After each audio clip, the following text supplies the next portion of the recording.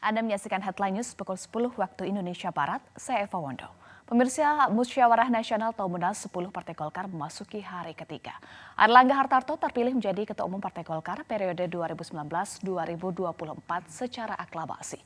Laporan selengkapnya akan disampaikan oleh Edra Pramaskara. Edra, apa saja agenda Munas Golkar pada hari ini?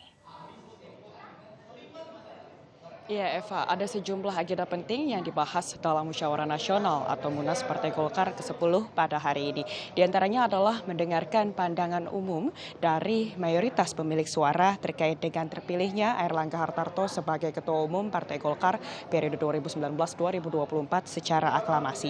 Selain itu juga nantinya akan mendengarkan pandangan dari pemilik suara mayoritas yang akan menyampaikan bahwa beberapa posisi atau jabatan di dalam Partai Golkar ini masih menginginkan untuk diisi oleh politisi senior Partai Golkar. Seperti misalnya posisi Dewan Pembina ini tetap dijabat oleh Abdul Rizal Bakri, kemudian Ketua Dewan Kehormatan oleh Akbar Tanjung, serta Ketua Dewan Pakar oleh Agung Laksono. Agenda selanjutnya ini kemudian akan dilanjutkan dengan rapat komisi yang masih berlangsung sampai dengan saat ini sejak tadi dimulai pada pukul 9.30 waktu Indonesia Barat. Di mana agenda dari rapat komisi ini adalah membahas mengenai pemberian mandat kepada Airlangga Hartarto sebagai Ketua Umum Partai Golkar terpilih. Kemudian selanjutnya juga membahas mengenai ADART partai serta struktur kepengurusan partai. Yang ini nantinya akan ditentukan apakah struktur pengurusan partai ini ditentukan berdasarkan formatur tunggal atau formatur gabungan.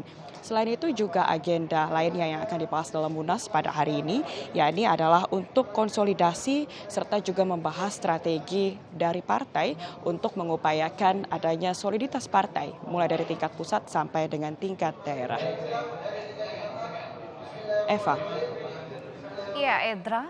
Pasca terpilih secara aklamasi, kapan Airlangga akan ditetapkan secara resmi sebagai Ketua Umum Golkar periode 2019-2024? Ya Eva, pasca dilakukannya penyampaian pandangan oleh DPD pada Kamis malam, pada hari Rabu malam kemarin, dari pimpinan sidang ini sudah menyatakan bahwa Airlangga Hartarto secara resmi terpilih sebagai Ketua Umum Partai Golkar periode 2019-2024 secara aklamasi. Dan hal ini diputuskan berdasarkan pandangan dari DPD yang menyampaikan bahwa mereka menerima laporan pertanggungjawaban yang disampaikan oleh Airlangga Hartarto dan mengusung dirinya kembali sebagai Ketua Umum Partai Golkar periode 2019-2024. Hal ini juga berdasarkan pandangan dan juga saran serta masukan dari politisi senior Partai Golkar yang memang mayoritas mendukung Airlangga Hartarto untuk menjabat kembali. Aklamasi ini ditempuh sejak pimpinan sidang ini menyatakan tidak ada lagi calon lain yang memenuhi syarat selain Airlangga Hartarto. Meskipun memang Airlangga Hartarto ini ditetapkan secara aklamasi, namun apabila melihat ke belakang untuk pencalonan ketua umum ini memang mengalami perubahan-perubahan yang cukup dinamis begitu sejak dicalonkannya 9 orang nama dalam proses penjaringan.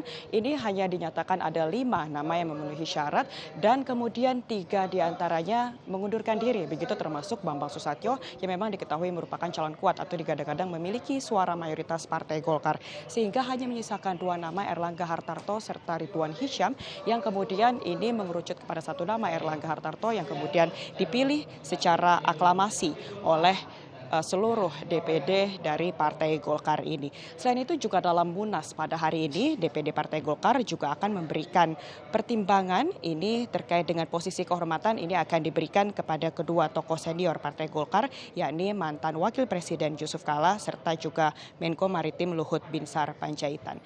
Selain itu kami hari ini juga mendapatkan informasi bahwa akan dilakukan penutupan untuk Munas Partai Golkar pada malam ini sekitar pukul 19 waktu Indonesia Barat. Namun memang belum ada konfirmasi lebih pasti dari pihak Partai Golkar karena memang sebelumnya dijadwalkan akan dilangsungkan pada esok hari. Namun apabila melihat dinamikanya untuk Munas ini agenda utama adalah pemilihan ketua umum dan memang sudah ditentukan ini ketua umumnya, maka memang besar kemungkinan akan dilakukan penutupan Munas pada hari ini dan akan dihadiri langsung oleh Wakil Presiden Republik Indonesia Ma'ruf Amin. Demikian untuk saat ini, kembali ke Anda di studio, Eva. Baik, terima kasih Edra Pramaskara untuk informasi Anda. Pemirsa, demikian Headline News untuk saat ini dan tetaplah bersama kami di Metro TV.